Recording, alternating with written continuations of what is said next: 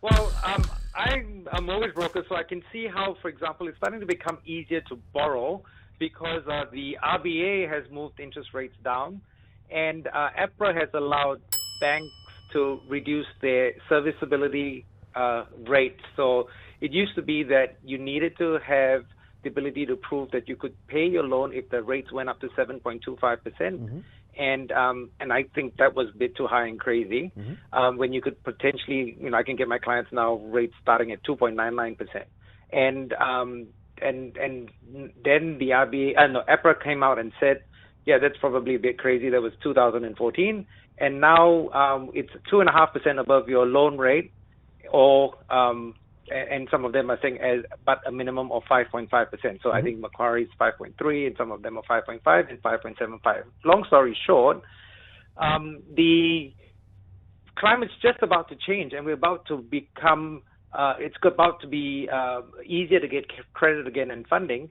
And I'm trying to work out in my mind, are we now end of spring into summer? Or I don't think we're end of summer yet, because we're not down to the phase of being able to buy with no money down. Yeah, I think that's good.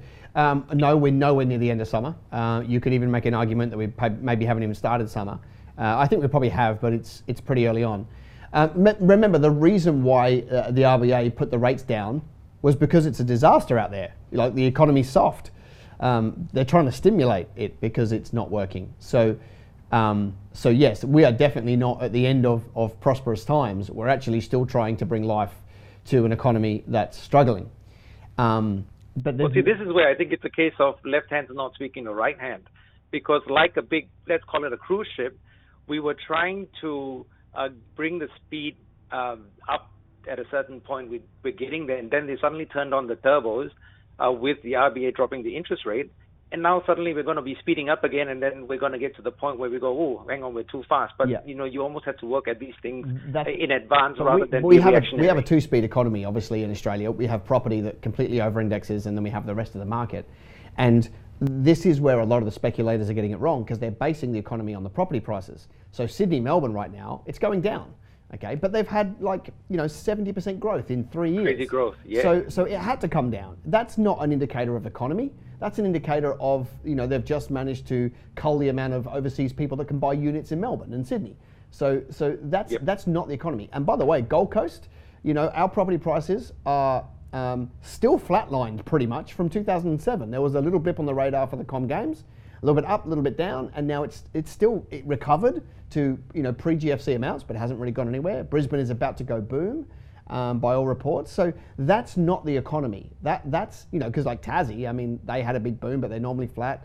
So and West Australia, when Sydney, Melbourne were booming, West Australia went backwards, and now West Australia is probably about to go quite well.